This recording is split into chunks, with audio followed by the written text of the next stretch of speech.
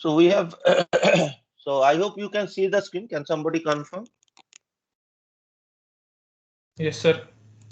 Okay. So we have discussed about turbojet engines, turbofans, and turboprops, and we will briefly discuss about ramjet and pulsejet in today's class. Okay. So turbojet, turbofan, and turboprop are widely used. Turbojets we have discussed are widely used nowadays for military aircrafts. Previously, they used to be also used for civilian aircrafts. Nowadays, most of the civilian aircraft for long distance use turbofans, and turboprops are used for short distance civilian aircrafts, smaller aircrafts, and for military aircrafts which do heavy lifting or say uh, with lower velocity. So turboprops are efficient at lower velocity, and so each of them have application, like the three types of engines that we have studied. Each of them have applications based on their velocities. So basically, if you want a very high velocity aircraft, then you need turbojets, and turbojets have the highest propulsive efficiency. For mid velocity, like just below the sonic velocity, turbofans have the highest propulsive efficiency, and for lower velocity, we have turboprops which have the highest propulsive efficiency. And this you can also get an idea of based on what will be the average exhaust velocity. So if the average exhaust velocity is very high, then the aircraft is flying at a lower velocity, then the velocity difference is very large, and that will lead to lower propulsive efficiency. If you remember the discussion we had long time back on propulsive efficiency, you will note that the exhaust gas velocity, average exhaust gas velocity, should be as close as possible to the aircraft velocity to get the highest propulsive efficiency. If it is as close as possible to the aircraft velocity, then the kinetic energy lost to the atmosphere is very low. Accordingly, you can think about based on the different engines, and you will get an idea of the exhaust velocity based on, say, for example, if it is only turbojet, you only have the core section or the hot gases expanding through the nozzle. So obviously, the exhaust gas velocity is going to be very high. But for turbofan, although the exhaust gas velocity from the core section is high, the exhaust from the cold nozzle is not high, does not have a high velocity. So the average velocity is lower. And similarly, for turboprop, the average velocity is even lower because you are pushing a very large amount of air at a lower velocity using the propeller. So accordingly, you can get an idea which aircraft is suitable for which type of applications. Okay. We also, I think, have long vaccine diagram also. So this is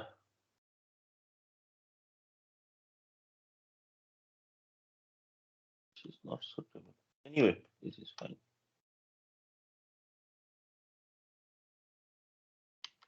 So what we will do today is we will discuss about ramjets, and then we will discuss briefly about pulse jets also. So ramjets are a special type of jet engines, many of you may know, which do not have any compressor. Okay, so these are designed to fly at a very high velocity. These are designed to fly at a very high velocity. So optimum velocity is around Mach 3 or higher. As a result, the inlet air has a very high relative velocity as compared to the engine. So it has a very large kinetic energy, and that kinetic energy can be used up to increase the pressure of the air. Okay. So we have a converging diverging diffuser in this case, because the inlet air is coming at supersonic speed, very large speed, right? So there is a diffuser which has the first portion of the diffuser has a converging section. So for supersonic velocity with converging cross-sectional area, the speed will actually reduce because it is the opposite behavior as that of the subsonic velocity. So if the area decreases, the velocity also decreases for supersonic flow. So in this case, the area is decreasing, so it is acting like a diffuser. So the velocity also decreases and until it reaches the sonic velocity at the throat. And then after the throat section, you have a diverging section, like a normal diffuser for the subsonic part, where the velocity is further reduced. And this lower velocity here comes inside the combustion chamber. Okay. Now, because of this very high kinetic energy that is present in the air, inlet air, the pressure rise is also very high. Okay. As a result, we do not need any extra compressor to compress the air.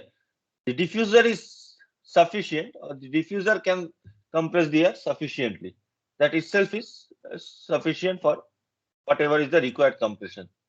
So because we do not have any compressor, there is no need for turbine.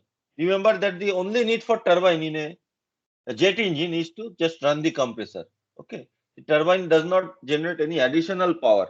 It just generates a specific amount of power which is needed for running the compressor, or only that amount of power which is needed for running the compressor. Because we do not have any compressor here, we do not need any turbine also. As we do not have any turbine, the combustion chamber can be designed so that the flame temperature can go to very high temperature. Okay, because there is no subsequent turbine blades, so there is no limitation of there will be creep of turbine blades. There is no limitation like this. So the only limitation is the temperature which the nozzle and the combustion chamber can withstand. And suitably designing the combustion chamber and nozzle with appropriate material linings, we can go to very high temperatures. And then after the combustion chamber, there is a nozzle.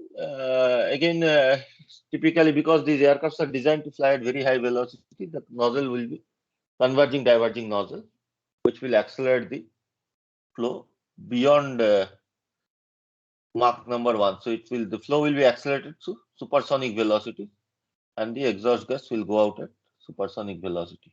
Okay. So in the combustion chamber, there are flame holders where the localized airflow velocity is reduced to a very small value so that the flame does not blow out. Okay.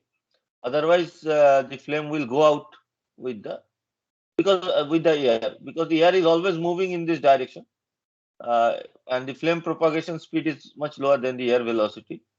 The flame will try to blow out through the exhaust, but then you have to again reignite using the igniter.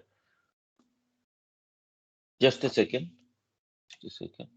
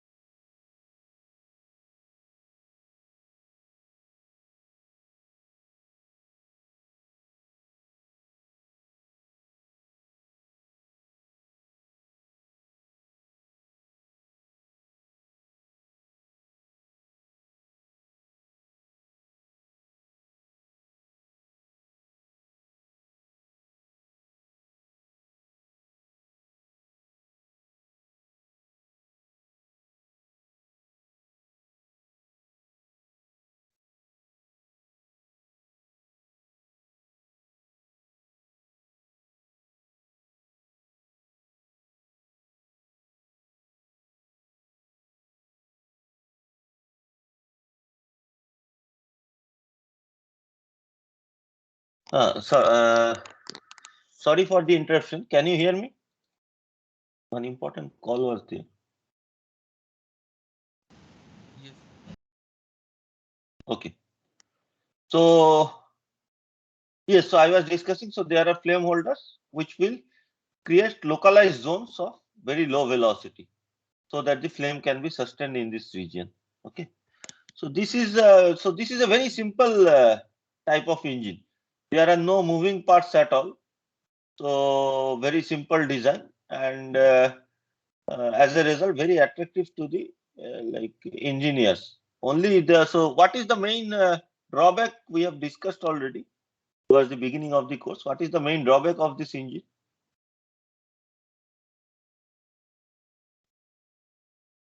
There are a lot of advantages, right? Lot of advantages. No moving parts. We can go to very high temperature. Very high temperature means we can go for, we'll have uh, much better efficiency or much better exhaust velocities. Very high temperature means we can have very large exhaust velocity. So we can go to very large velocity of the aircraft, which other type of engine cannot drive. So you need very large exhaust velocity to move an aircraft at Mach 3 or higher velocity. So this is very suitable for that. So what is the main drawback of this? I think we have discussed previously. So it need external something to start the engine actually. Correct, correct, good. So because you need the compression to occur, like the compression will only occur if there is a inlet velocity or high inlet velocity. The engine cannot work or start from static velocity. Okay. So as a result, that is a big drawback. Means you cannot start the engine from static or from like from a standing still start. So some external device is required, like some other additional engine or a rocket booster is required to accelerate it to higher velocities, and then only the ramjet will takes over. Okay. So typically when ramjets are used, ramjets are not used, have not been used for any passenger aircraft till now. Passenger means both civilian and military aircraft, like where uh, it can carry a person, but have been used for, widely used for missiles, uh, for missile propulsion. Okay, not ballistic missiles. Ballistic missiles are like rocket fired, and they just accelerate for a small amount of time, and then it just follows the trajectory like a free fall. But cruise missiles have propulsion which carries it towards the target, even during the flight. Okay. So for cruise missiles, these have been used, and rocket boosters have been used to accelerate it so that the ramjets can start. Okay, ramjets were very attractive. Ramjets have not been designed recently; they have been designed long back, like during World War also. They are very attractive because there is no moving parts and it's very simple to design. Okay. So one of the variant of ramjet is scramjet engine, which recently means in the last 2 decades, lot of research is going on and some prototypes have been built. Okay. So scramjets are exactly similar to ramjet. The only difference is that the combustion occurs at supersonic speeds. Okay, so let me explain a little bit. Okay, so what happens in ramjet, if you want to fly the ramjet at very large velocity. Okay, so if you want to fly your aircraft at very large velocity, not Mach 3, okay, say Mach 8 or Mach 10, very large velocities. These are very large velocities. Okay, 10 times the speed of sound or 8 times the speed of sound. Then if you try to design a converging diverging diffuser to reduce the speed from that kind of high velocity, okay, so there will be lot of losses in the diffuser because the inlet air has a very large velocity and it's not possible to, means uh, it is possible, but because of very large velocities and you want to reduce it to subsonic velocity, it creates large amount of losses. So in that kind of situation, what is done is that only a converging diffuser is used, so that the inlet air comes at high velocity and goes out still at supersonic velocity. It is not reduced to subsonic speed. Okay. So because otherwise the change of velocity will be too high. So because the air is at supersonic speed after the diffuser, you need suitable modifications in the combustion chamber to sustain the flame in supersonic condition. So this we will study when we study after few classes, when we study about combustion chambers. We will study about scramjet engine combustion chamber also. Okay. So what happens is that we have a slide. I will discuss this later also. like with directional injection of propellant, okay, or like the fuel, it is design shocks are created. Okay, design shocks are created. This we'll discuss later also. So shock waves are created, which are used for sustaining the flame. So localized vortices are there, which can hold the flame in those regions. Okay, localized low velocity regions are created just by suitable design of the flow direction and the injection of the fuel. Okay. So in addition to flame holders, this type of uh, like using proper say high speed fluid mechanics calculations, this type of designs are done so that the flame is can be sustained within the combustion chamber. Okay. So the average velocity still is supersonic in the combustion chamber, and that's why this name is actually supersonic combustion ramjet engine. Scramjet is actually supersonic combustion ramjet engine. And then there is so other parts are exactly similar, and then there is a convergent divergent nozzle. Sorry, it will be only a divergent nozzle because the combustion chamber airflow is also supersonic. So you just need a supersonic nozzle for the uh, flow to go out. Okay, and again because you just have a simplistic supersonic nozzle, so it is much simpler in design as compared to convergent divergent nozzle. And only experimental prototypes have been developed. Okay, I think DRDO has, and ISRO has also tested recently. As I don't remember the details, you can look up. 2016, I think ISRO has tested a supersonic combustion ramjet, means scramjet engine. NASA has tested. Boeing has also tested in the last decade. This is a picture of NASA X-43. So this was taken to high altitude using another aircraft, and then the engine was started, okay, from that flying condition itself, and flew only for a few seconds. This is a very small prototype aircraft. So till now only prototypes have been designed, so no aircrafts have been tested with any test pilot also. Supersonic means for scramjet engines, but there is lot of scope for this in future. Because of such kind of high velocity, the travel distance will be drastically reduced. Only issue is that you need some other engine to actually accelerate it to this type of supersonic velocity. So something should be there additionally, which will accelerate it to supersonic velocity. So we will study about this mathematically now. Any questions?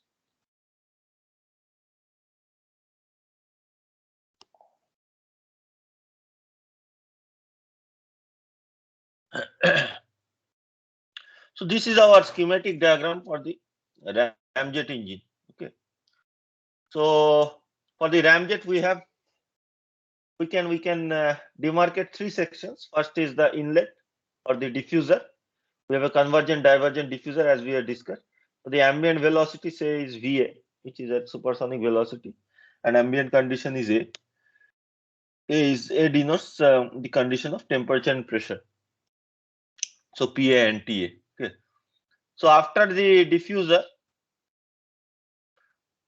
the condition is changed to 1. Okay. So after the diffuser, we have a subsonic velocity, and the temperature and pressure increases because of the compression in the diffuser. So then there is heat addition in the combustion chamber due to fuel injection and combustion. Okay.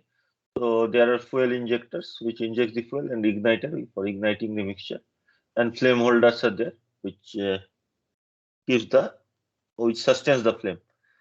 So there is constant pressure heat addition like other types of engines that we have studied, because the engine is open at both ends. Okay. Then and because the flow is coming in this direction with high pressure from this region, the flame does not go out through the intake. Okay. There is no valve or anything, but because the flow is coming at high pressure from this direction, the flame does not go out in the opposite direction. So after this, we have the nozzle, converging diverging nozzle, which increases the velocity again to supersonic exhaust velocity. Okay. Very simple cycle. And for an ideal cycle, without any frictional losses, we can draw the TS diagram like this. Okay. So from A to 0, 1, so this is the compression in the diffuser. Okay.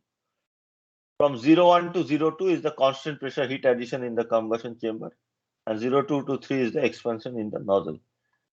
So what will be the state 0A? The stagnation properties of at ambient condition, the stagnation property, say T0A and P0A. So this will be equal to T01 and P01. If there are no losses, so anyway, even if there are frictional losses also, the stagnation temperature remains same, right? Because the stagnation enthalpy remains same. So whatever frictional losses happen, that itself manifests as heat generation. So ultimately, the stagnation temperature remains same. So T01 is equal to T0A, where T0A is the stagnation temperature at the inlet. How is T0A related to A? We can relate it to with respect to velocity. So T0A is equal to TA plus VA square by 2CP. Okay. And if there are no frictional losses, P01 is also equal to P0A, means the pressure, that is the stagnation pressure at the inlet, that is also equal to the exit diffuser pressure. Okay. So then the pressure remains constant and P02 equal to P01 for ideal case. And then in the nozzle again, T03 is equal to T02. Okay. So T03 and T3 are related. T03 is equal to T3 plus V3 square by 2CP. And the stagnation temperature does not change in the nozzle, right? Because there is no, so first law tells us that stagnation enthalpy remains constant as there is no heat input or no work output from the nozzle. So the stagnation enthalpy remains same. So the stagnation temperature also remains same. Only change occurs is the static temperature decreases and velocity increases. So this is the diagram for an ideal Ramjet cycle. Later I will show you the diagram for the real Ramjet cycle, but that also you can easily understand. Like from A towards this 0, 1, there will be deviation. So it will deviate like this up to 0, 1 point, and the pressure will be reduced. So something like this. This will be our 0, 1 point, and this will be P01. The pressure will be reduced, but the temperature, stagnation temperature will remain same. Pressure will be reduced because of frictional losses. P01 will be lower than P08. And then again, in the nozzle, we will have something like this. This anyway, I will show you. So this will be 0.3. Okay. And this will be 0.03. This will be 0.02. So we have already discussed what are the major advantages. There are no rotating parts, no major rotating parts. Only small parts are there, like fuel pumps and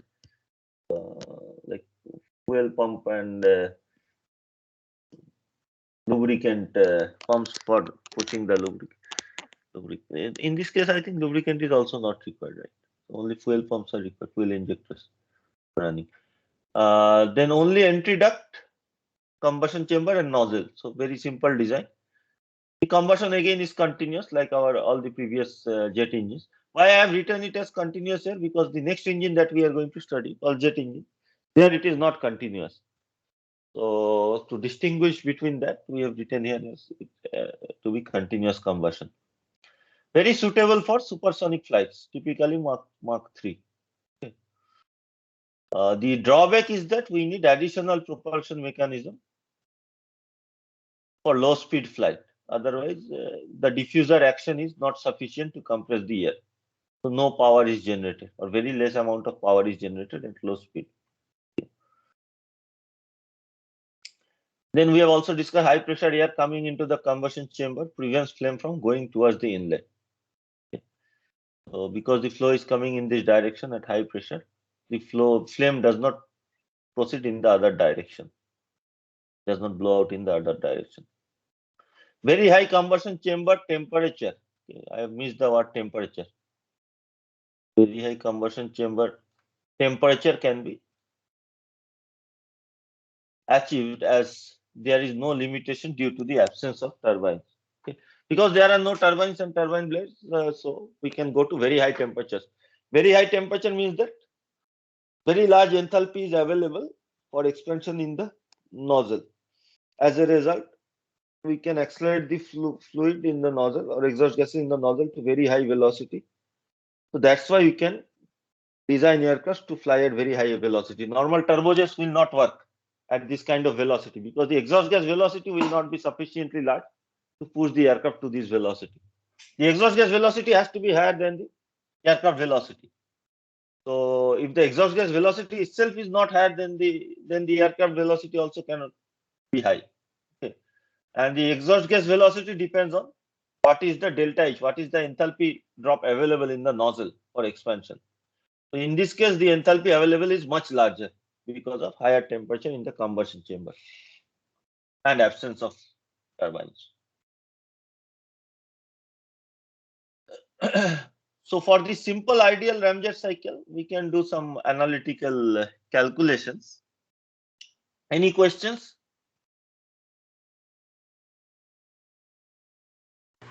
Yes, sir. So what we can see is that without any losses, okay, pressure, stagnation pressure at the inlet P0A is equal to P01. Okay. If there are losses, P0A will be lower. Okay, so this will be, sorry, P01 will be lower than P0A. So this will be 0A point and this will be 01 point. But without any losses, P01 is equal to P0A. Now without any losses in the combustion chamber, P02 is equal to P01. And again in the nozzle, if there are no losses, P03 will be equal to P02. If there are losses in the nozzle, P03 will be lower than P02. Okay, but if there are no losses, P03 is equal to P02. So all these stagnation pressures are equal. P0A is equal to P01 is equal to P02 is equal to P03. Also, the exhaust occurs at ambient condition. Okay, because we have a convergent divergent nozzle, so we can expand the air, expand the exhaust gases up to the ambient pressure. Okay, so there is no limitation like it becomes choked like in convergent nozzles only convergent nozzles. Okay, and the exhaust occurs at a higher pressure. So in this case, we can expand further and go up to the ambient pressure. So P3 is equal to PA. P3 is equal to ambient pressure. We can also relate T01. We can find the value of T01 and T02. So T0A by TA. Okay. So we know how to calculate. T0A is equal to TA plus VA square by 2CP. So we know how to modify that to an equation for Mach number. I have already done it a couple of times. So T0A by TA is equal to 1 plus gamma minus 1 by 2 ms square. Okay. Or gamma is the gamma of air.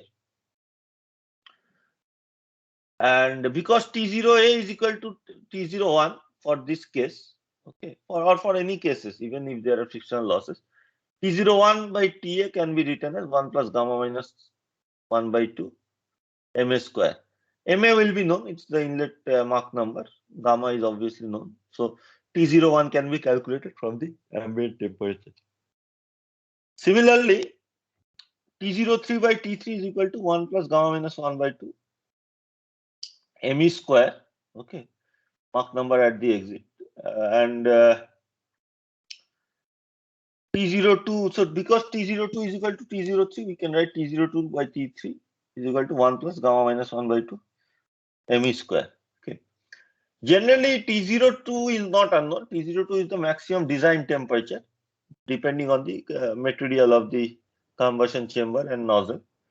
So if that is the case, we can know what is the maximum Mach number that can be achieved in this. Okay.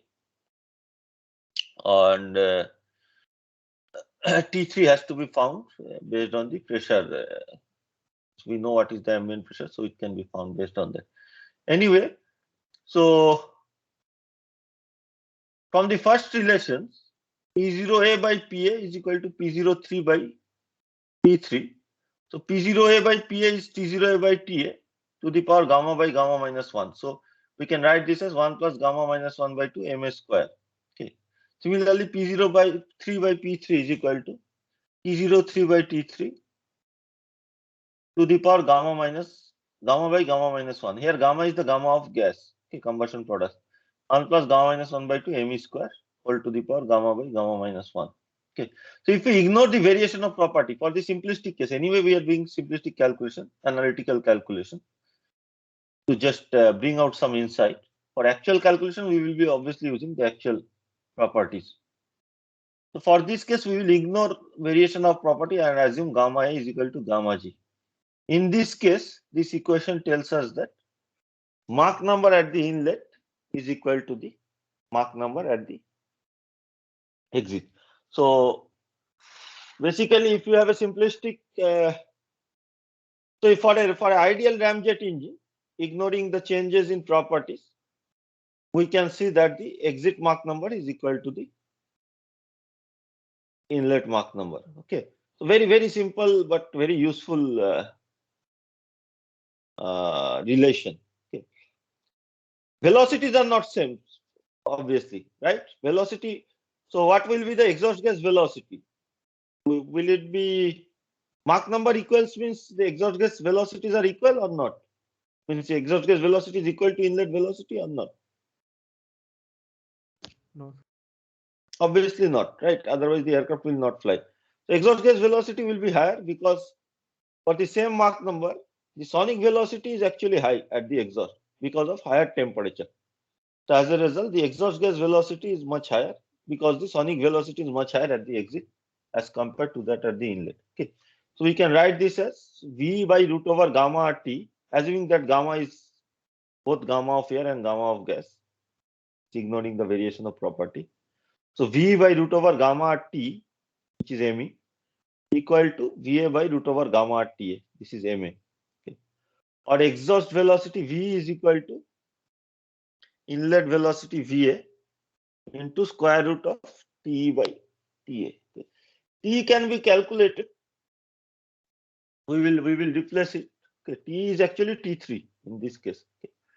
So we will replace it with known quantity. So T01 by TA, okay, which is equal to T0A by TA, is 1 plus gamma minus 1 by 2 ma square. This is also equal to, from this relation, okay, 1 plus gamma minus 1 by 2 me square, because me is equal to me. Okay. 1 plus gamma minus 1 by 2 me square is T03 by T3. And because T03 is equal to T02, this is also equal to T02 by T3. Okay.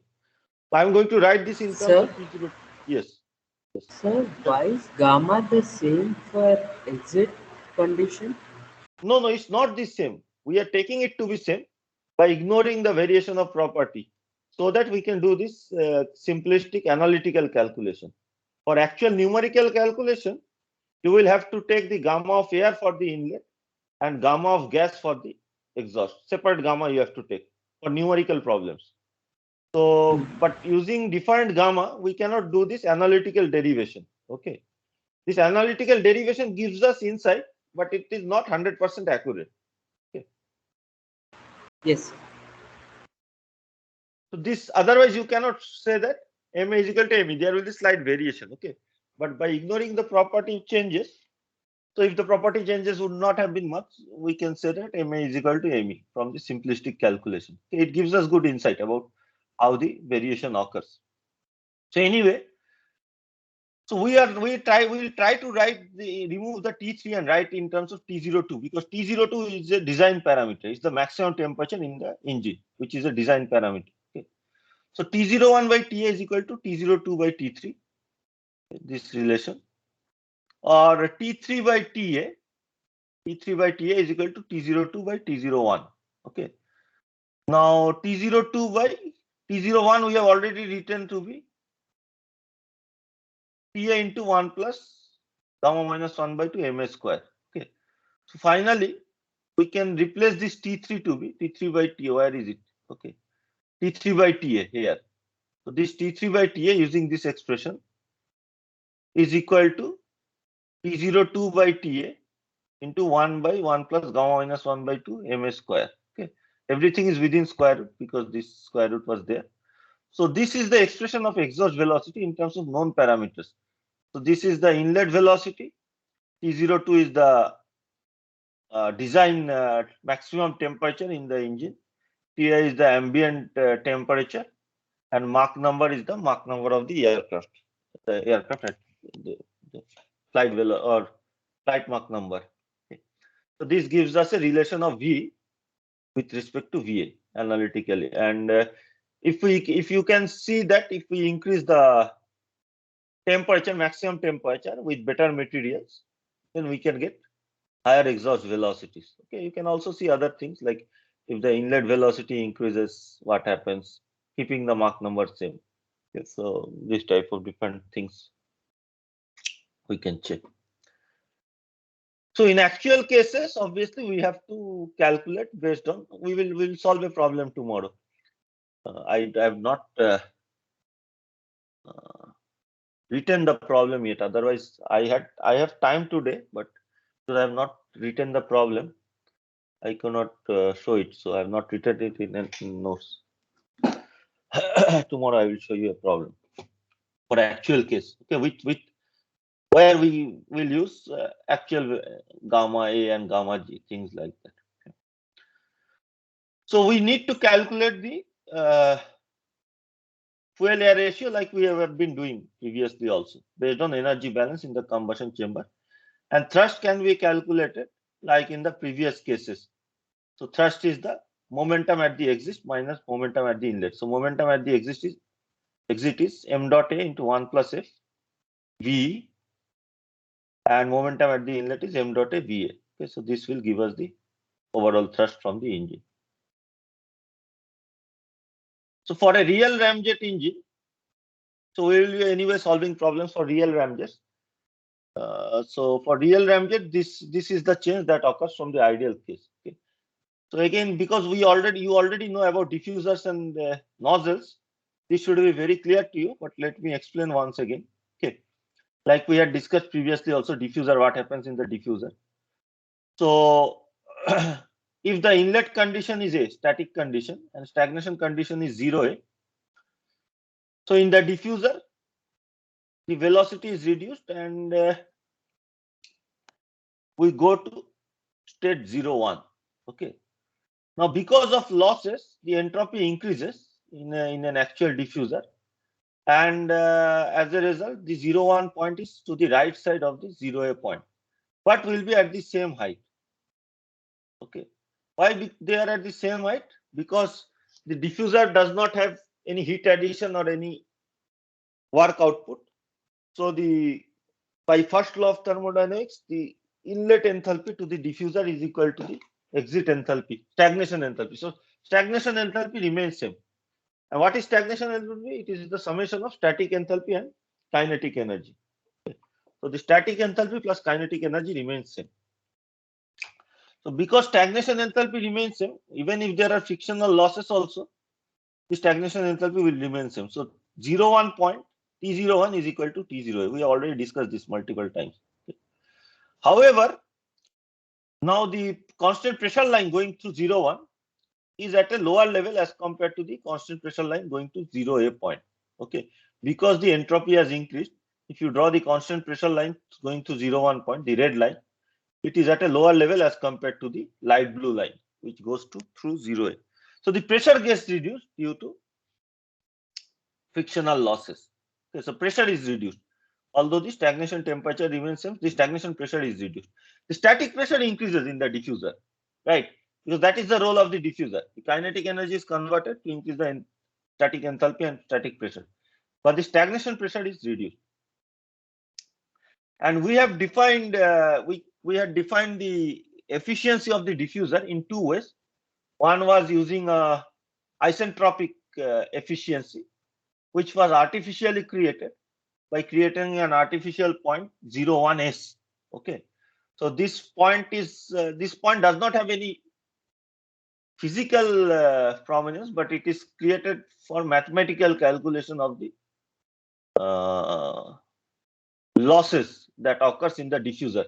So how is this point defined? It is the point corresponding to the pressure P01 on the constant entropy line, means on this line from A to 0A.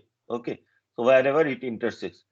So this efficiency, isentropic efficiency of the diffuser, this is very different from isentropic efficiency of the compressor or turbine. Okay, it's a different way of defining the efficiency. So this is defined as T01S by TA by T01S minus TA by T01 minus TA. Okay, T0A or T01 minus TA. So this was the definition of isentropic efficiency. So if we know what is the isentropic efficiency, we can find out what is the pressure. So what we need to know for an ideal for an actual ramjet is what will be the pressure at 0, 1 point. Temperature we already know, T01. What will be the pressure at 0, 1 point, P01? Okay, that we want to know. P0A could have been calculated using the isentropic relation between PA and P0A. So P0A by PA is P0A by TA whole to the power gamma by gamma minus 1, right? And T0A by TA we know how to relate using the Mach number. So P0A is known to us, but P01 is unknown. So this diffuser efficiency will help us in getting the value of P01. Okay. So this calculation again we have done previously for the diffuser. Again, I will do it just to refresh our memory. So efficiency of diffuser is T01S minus TA by T0A minus TA.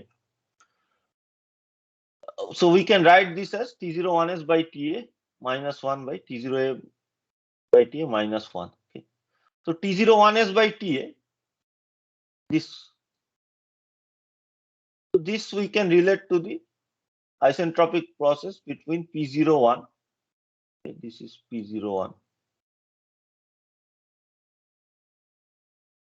Isentropic process between this is P0A.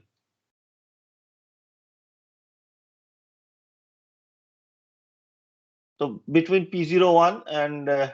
Okay. So P01 by PA to the power gamma minus 1 by gamma minus 1.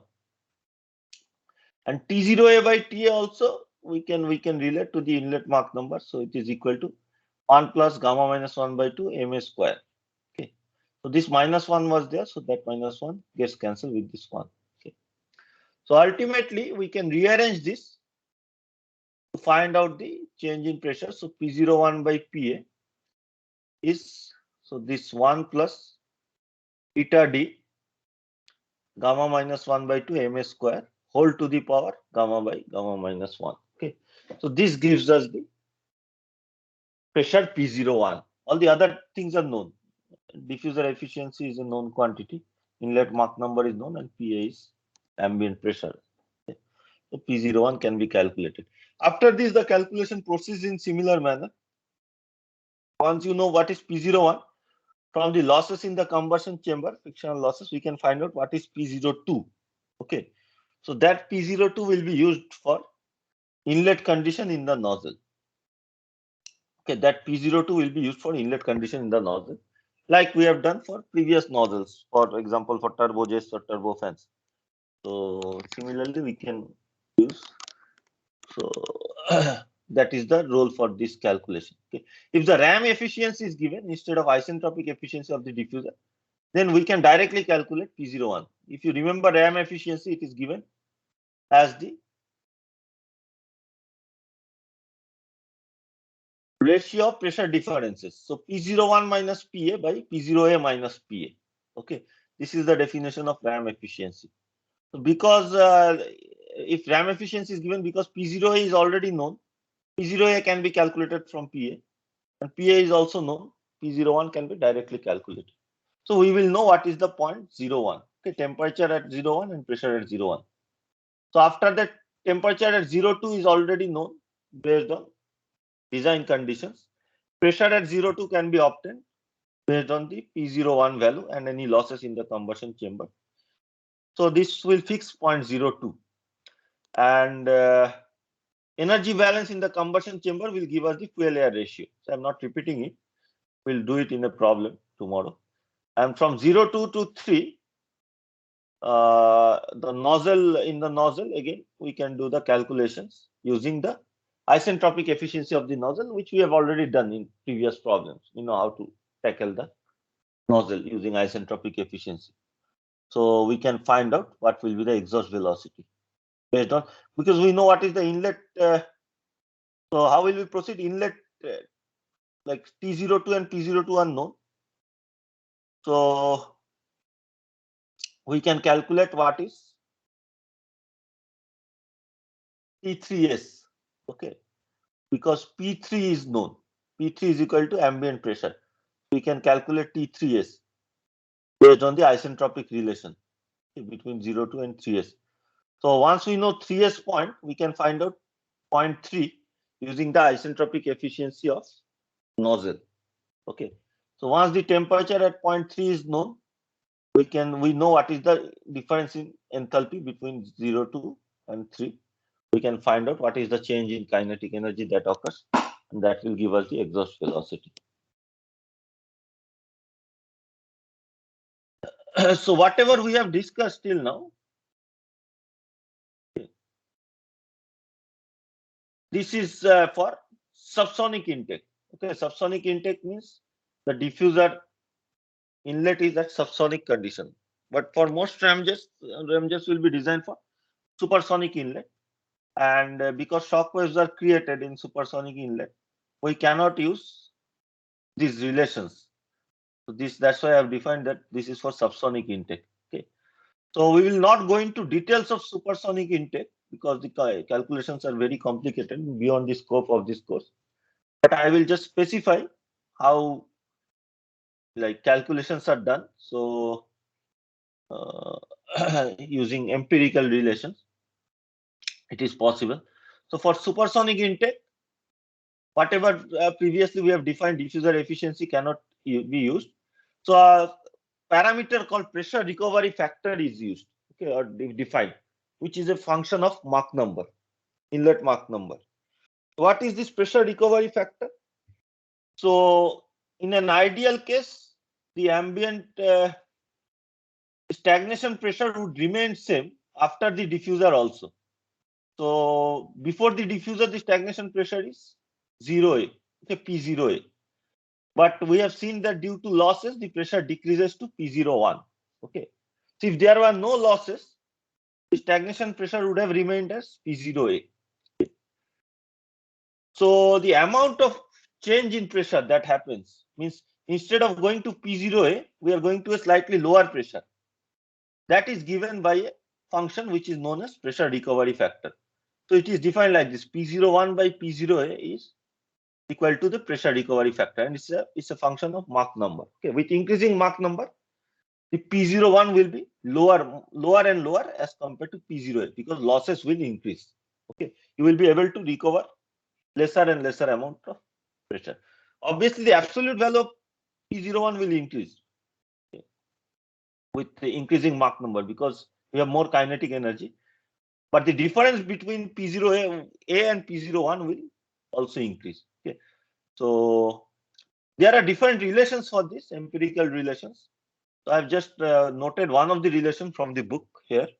You don't need to remember this. This is just for showing to you how these relations look like. Okay.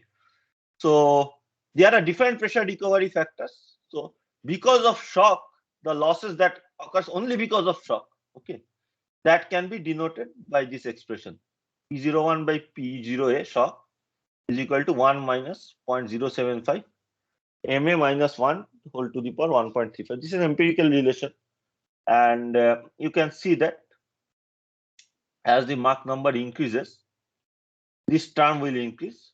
So the overall term will decrease, become lower and lower than 1. Okay. So if you keep on increasing Mach number, the term will become lower and lower as compared to 1. It means that P01 will be lower as compared to P0A. So this gives us this is like the efficiency that we had defined, but a different sort of efficiency for supersonic diffusers. Okay. Similarly, other functions are also there for other types of losses. Okay. So once this can be calculated, P01, then we can proceed with the calculation, other calculation in the way we have already discussed. Okay.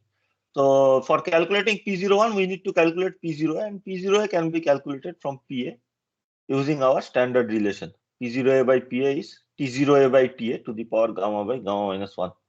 What is T0A by TA? It is 1 plus gamma minus 1 by 2 ms square. This we have already derived multiple times. Okay. So this will give us P0A, and then we can use this type of relations, pressure recovery factors, to find out what will be P01. Okay. So like this we can proceed with the calculations. Questions?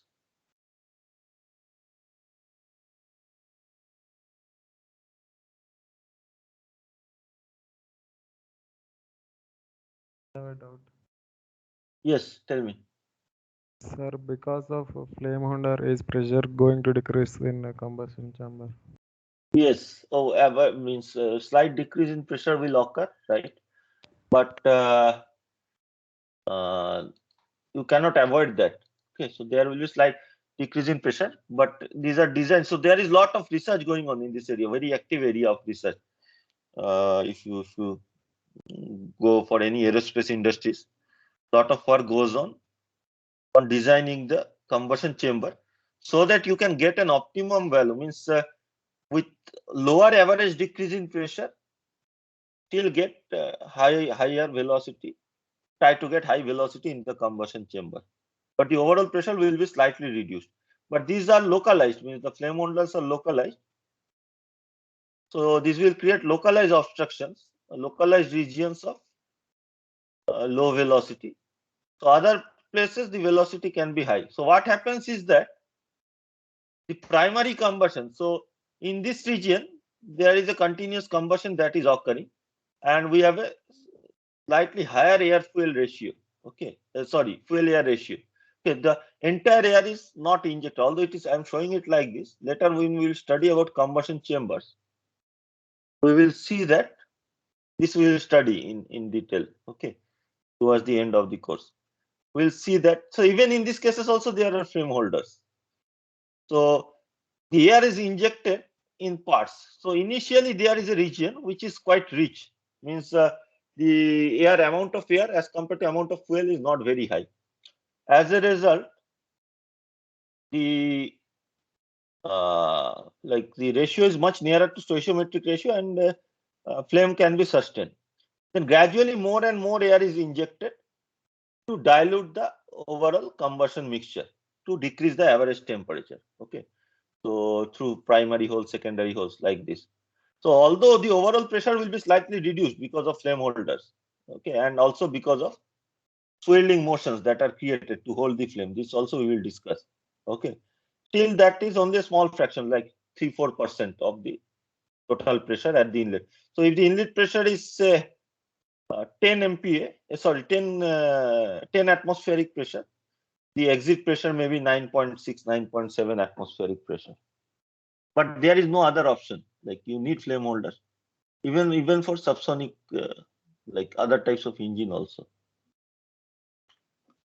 Did you have a subsequent question? Because I interrupted your question. No, sir. That is the only question. Okay. That is unavoidable. Like that is why there is a lot of research going on in trying to maximize the velocity and combustion efficiency without reducing too much of the pressure. And improved designs are coming up, like by using suitably, like without using with using less number of flame holders, but by suitably creating turbulence, localized turbulences in small regions, swirling motions. Okay.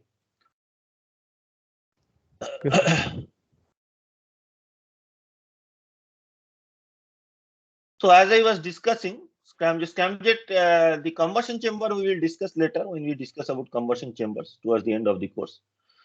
But in general, there is no other difference in scramjet engine as compared to ramjet, except that the combustion occurs at supersonic speed. Why it is necessary? Because these aircrafts are designed to go at very, very high velocity, like Mach 8, Mach 10. As a result, to decrease the velocity from those velocities to subsonic condition will lead to large amount of losses. Okay, so it is not feasible. So it is better to actually design the combustion chamber to work at supersonic velocity. Again, localized regions are there where localized flow are subsonic, but the average velocity is supersonic in the combustion chamber. And because of this change in scramjet engines are known as supersonic combustion engines. So that's why the name scramjet came. Because of this change, the diffuser and the diffuser is also now only a converging diffuser. Okay, because you do not need the diverging section because there is no subsonic region of the diffuser. Similarly, the nozzle also is only a divergent nozzle because you do not need any convergent section because in the nozzle the entire flow is supersonic. So you just need the divergent part of the nozzle. And as I was explaining, these are suitable for very high speed and have been only tested for. Lot of tests have occurred, but only tests have occurred till now. I think separately ISRO and DRDO has also tested. You can read about it. ISRO had tested in 2015 or 16, and more recently DRDO has also tested a scramjet engine. And obviously other countries have tested. NASA has tested long back, 2004 or 5, something. I don't remember. Last decade, means 15 years back, around 15 years back. And still in prototype and research stages. So we'll take a break here, and I will solve a problem in tomorrow's class. I have not written the problem here yet, so that's why I cannot show it. Okay. So I have to write the problem. So we will move on to the pulse jet engine after the break.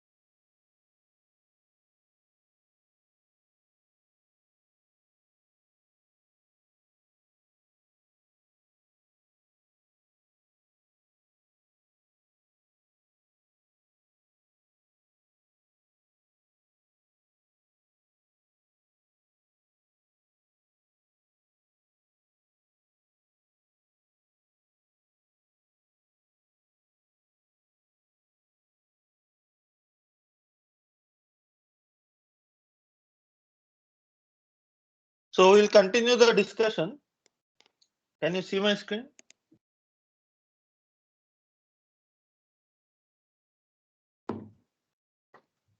Hello? Yeah, okay. So one point I forgot to discuss is that for any jet engines, if we try to design for very high velocity, there is a limitation. Okay, so for example, if we want to design a scramjet,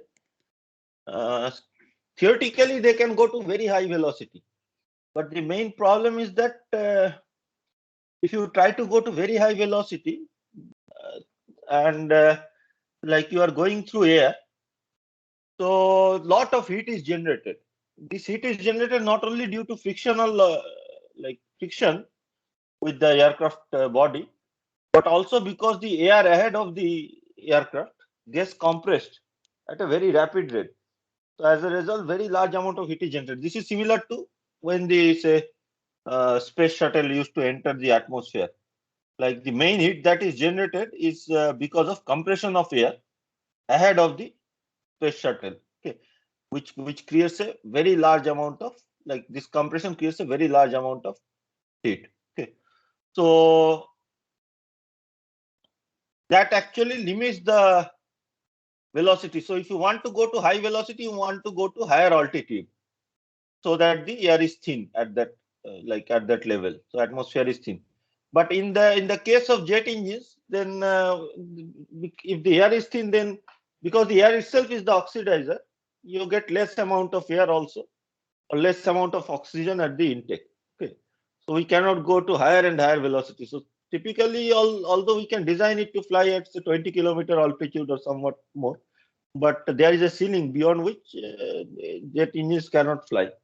As a result, it becomes difficult to go to extremely high velocities, okay, because of extremely large heat that is generated. So there is a limit, inherent limit, which rocket engines do not have. So there are also concepts built based on rocket engines for passenger movement.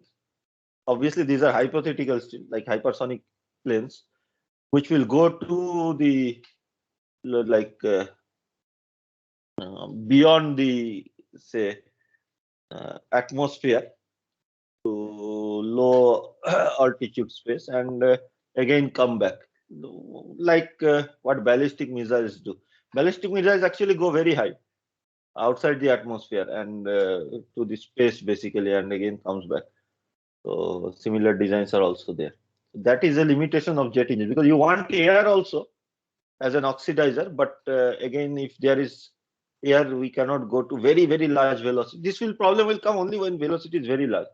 The adiabatic compression of air in front will create very large temperature. Although the engine will take the intake of the engine will take the air appropriately without any problem, but the other parts of the aircraft will get heated to very high velocity. Sorry, very high temperature. That is an issue.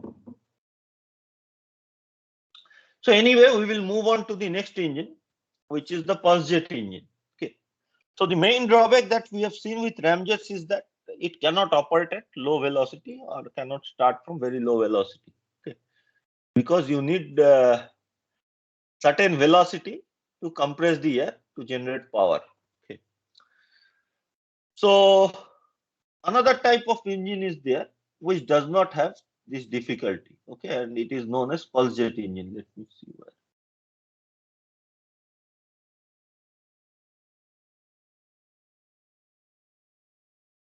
This is not used because there are other difficulties I will explain. But this was designed long back, like before the Second World War, but because of mechanical difficulties, this has not been used much. Although theoretically we study it for historical reasons. And okay, so the concept is that there is intake of air. Okay, so the aircraft is like, even if it is moving at a very small velocity, obviously there will be intake of air with small velocity, and then after the intake occurs, there is a valve which closes. Okay, there's a valve on the intake section which closes, and then fuel is injected and ignited, and as a result, the energy of the the energy of the fluid increases. Combustion occurs and energy of the fluid increases. Because the valve is closed, this combustion can be approximated more like a constant volume combustion. Okay, it's not exactly constant volume, but it is not also constant pressure, because it is not open at both sides. So it is more like a constant volume, occurs very rapidly.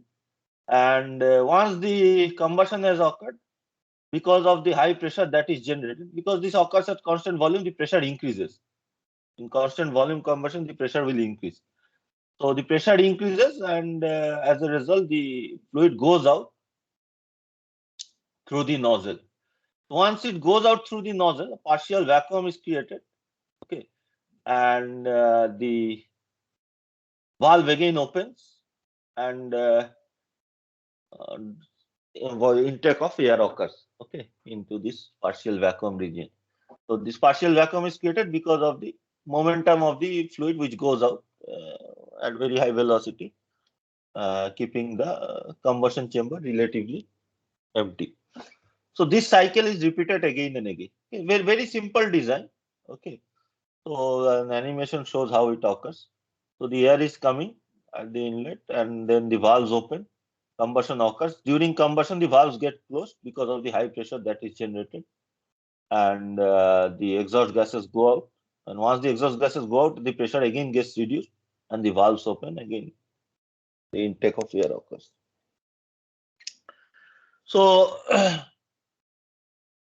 this can operate at low velocities. Okay, these were designed initially to operate at lower velocities, like subsonic regions, Mach 0.5 or something similar to that. Okay, the main problem with this engine is that it does not have the drawback of the ramjet, which cannot operate, which cannot generate sufficient power at lower velocity. It can generate sufficient power at lower velocity. The main problem was different. It was a mechanical engineering problem. Okay, not related to thermodynamics. The main problem was that the life of these valves, which are subjected to very high temperature and pressure, was found to be very low. Okay, they could not even sustain for a few hours also. Okay, as a result, there were a lot of mechanical failures. So this type of aircraft could not be used for longer, longer life or multiple operations. Then gradually other types of aircraft gained prominence, like turbojets and turbofans, and this went out of use. Only a few aircraft were designed initially during the World War, but after that it lost its significance.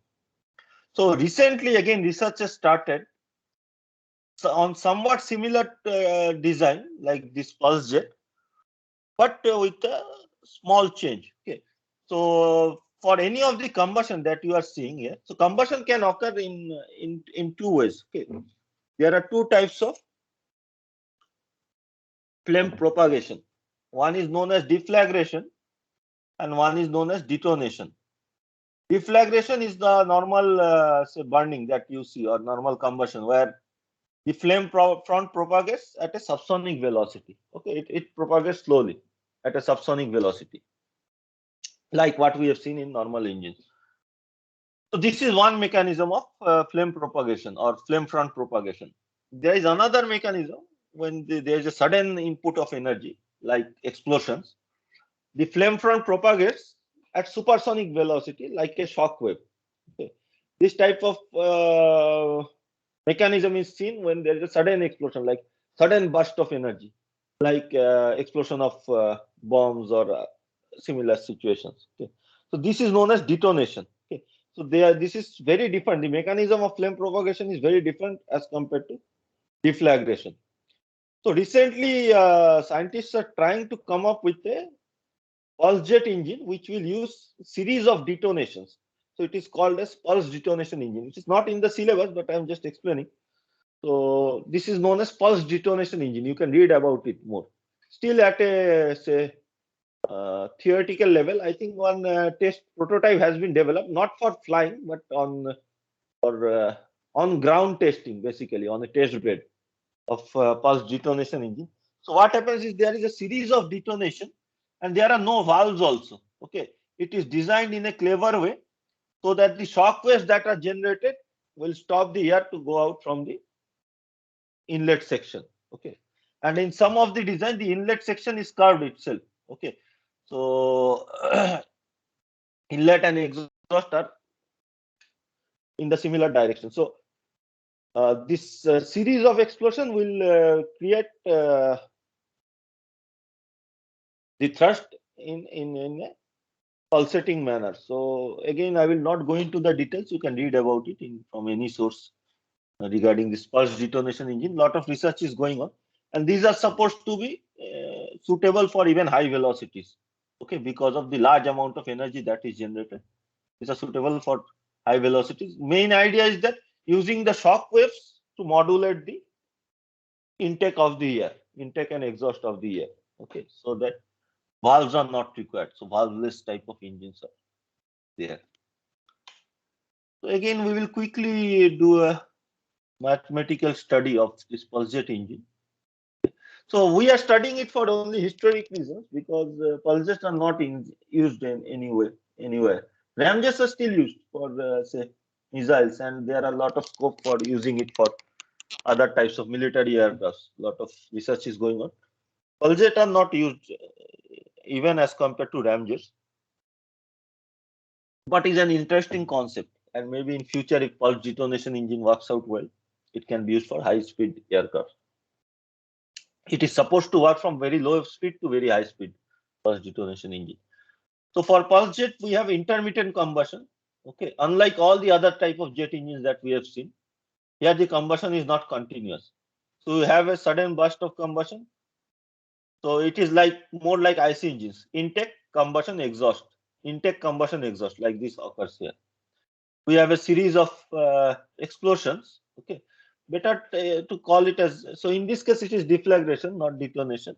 Okay, and maybe valved or valveless. Thrust is generated in pulsating nature. So thrust which is generated is not constant thrust. So we can calculate the average thrust, but the actual thrust will come in phases. Means suddenly there is a burst of thrust, then a small time period of zero thrust. Again, there is a large burst of thrust like this. It can provide static thrust or near static thrust. However, has very low reliability. Okay, this was one of the big drawbacks. Very low reliability, also very high noise. Okay, and poor fuel economy. So that's why it is not used. Very high noise because of the constant explosions that are going on. So if we want to mathematically depict it in a TS diagram, it looks like this. So from A to 01 is the intake process, similar to what we have discussed, intake in the diffuser. Okay. Then from 01 to 02, unlike all the other processes that we have studied, in this case, because the valve is closed, one side is closed, and the combustion occurs rapidly, it is more like a constant volume combustion. It is not actually exactly a constant volume combustion, but we are mathematically modeling it as a constant volume combustion because that is the nearest approximation. Okay. Obviously, it is not a constant volume because the exhaust gas can still go out, but because it occurs rapidly, we are modeling it as a constant volume combustion. So that distinction you have to make, that the actual process is the actual process. It does not follow any mathematical relation. It need not follow any mathematical relation. It is what is happening. All these mathematical relations that we write are just to model or just to approximate the actual process that is happening. Actual process does not bother about what is the mathematics, right?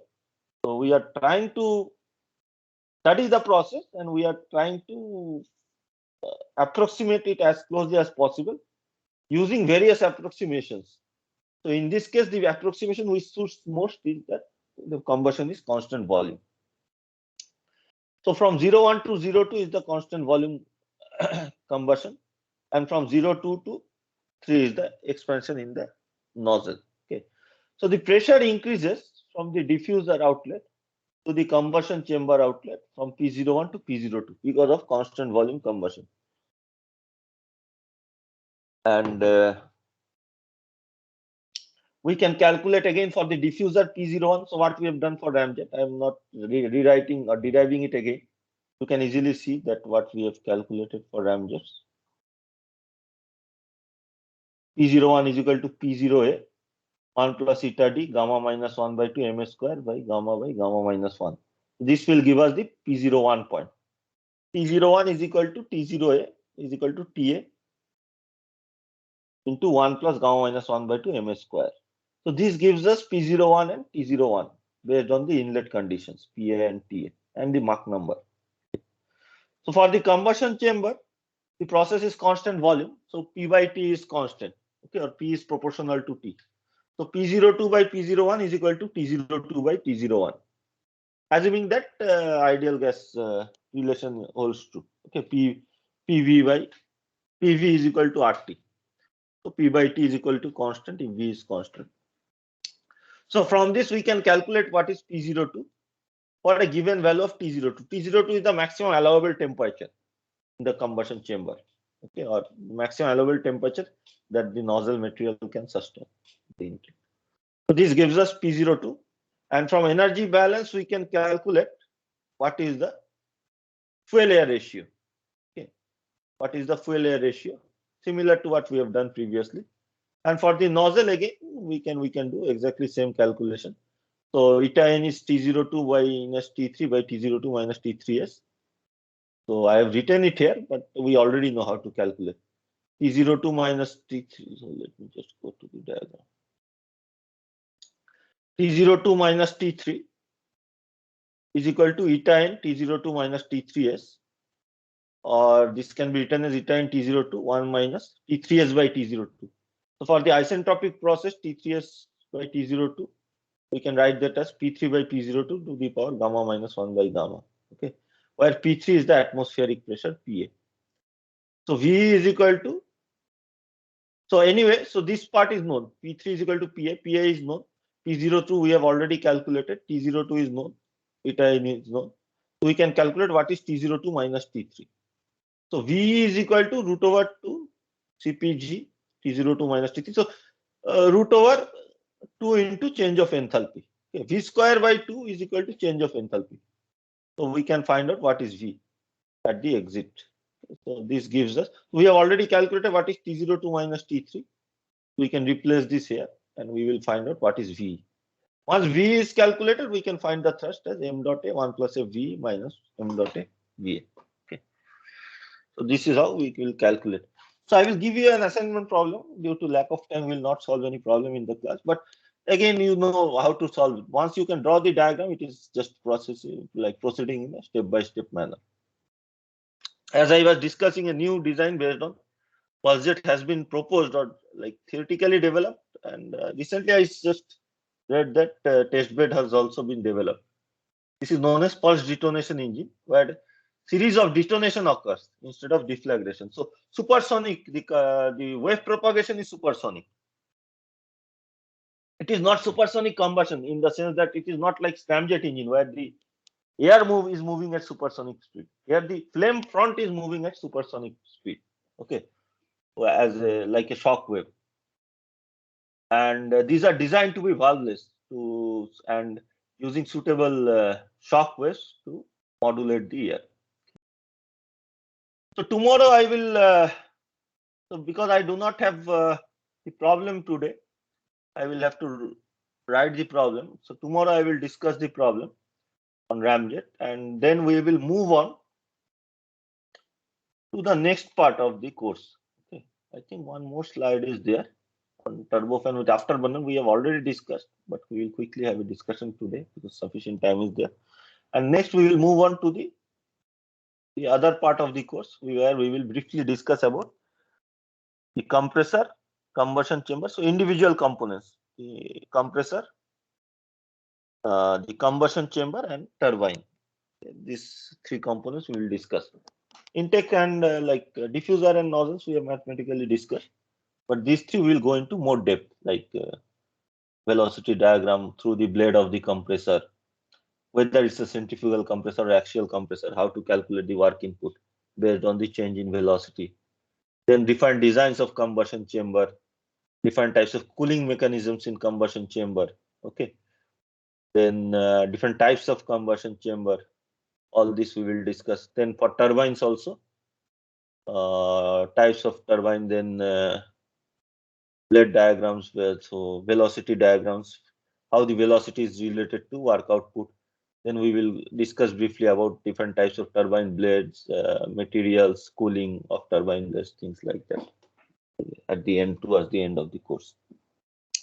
But the major part is the what we have discussed, the engines, different types of engines that we have discussed, particularly turbojet, turbofan, and turbopump, and briefly also ramjet and ramjet. Okay, so we'll discuss this turbofan one with afterburner, but I think I will upload I have problem sets ready for 3 more problem sets ready for turbojets, turbofan, turboprop, ramjet, and scramjet. So I will upload those today. Okay, you go through those, and what I will try to do is that I will try to find out more problems from the book which are suitable for you. Okay, and let you know which are those problems so that you can even practice more problems. Last time I did not do it, but this time we have some time, extra time, so we'll try to find some additional problems which you can try to solve. So we have also discussed about afterburners. So I have put a slide here. I think we have already discussed, but in case you do not remember, so afterburners are used for military aircrafts when we need very large amount of thrust for short duration. Okay, so this is known as thrust augmentation. Okay, there are different mechanisms of thrust augmentation. This is the most popular one to increase the thrust. Okay. So what is done is that because the air after the combustion still has lot of oxygen present because of very high amount of air fuel ratio. Even after the fuel gets completely combusted, the air still contains large amount of oxygen. So after the turbine, there are additional fuel injectors. Okay. If you come back to the campus, you can see the jet engine, MiG-21 jet engine that is kept in our lobby, which has a afterburner section and fuel injectors. So they are a ring of fuel injectors. I think I may have later on. We can discuss. Not very clear, but there are rings like this, rings of fuel injectors, and then flame holders are there. So fuel is injected, and because the excess amount of oxygen is present, this is ignited. So the fuel is ignited and combustion proceeds. Okay. And because there is no subsequent stage of turbines, the flame temperature can go to very high value. So as a result, we have very large amount of enthalpy available for expansion in the nozzle. So the nozzle exit velocity can be increased to a significantly higher level. This is very suitable when you need very large amount of thrust. The drawbacks are that with this type of mechanism, the efficiency is significantly reduced and the fuel consumption is drastically increased. So you cannot sustain it for long duration. The entire fuel will be burned up very quickly. These are used only for short duration, like takeoff from a very short runway, like aircraft carrier, or like evading maneuvers or combat maneuvers in flight. Okay, or you are trying to evade a missile in those type of situations. During normal cruise flight, afterburners are not used. So afterburners can also be used with turbofans. Okay, so military turbofan engines are low bypass turbofan where a very small amount of air goes to the outer section. Okay, to increase the overall efficiency, and they mix together before the afterburner section. The cold air from the outer section and the hot air from the core section mix together, and this mixture actually is ignited and subjected to combustion, and then they go out through a single nozzle. Okay. You can see, so you might have seen a lot of photos and videos like that there are like the exhaust gas is glowing. So this means that the afterburner is working at this point. The temperature is so high that exhaust gases are glowing. Also, you might have seen shockwave patterns like diamond shockwave patterns that also occurs when the exhaust gas velocity is very high. You can look it up. So we will stop our discussion here today. Okay, go through the problems. I will give you more problems. I will upload the problems in the like as assignment problems, which you can practice, and try to come up with more problems from the book by El Sayed Ahmed, because that book has the best problems. But not all problems are suitable for this course. Some of them are of advanced level. And then in the next class tomorrow, we will have a short discussion on one of the problems on ramjet, and then we will go into the next section. Start with compressor. So I want to take the extra classes that we had missed, the 2 classes this Saturday. So do you prefer morning 11 to 1 or afternoon, say 2:30 to 4:30, something like that?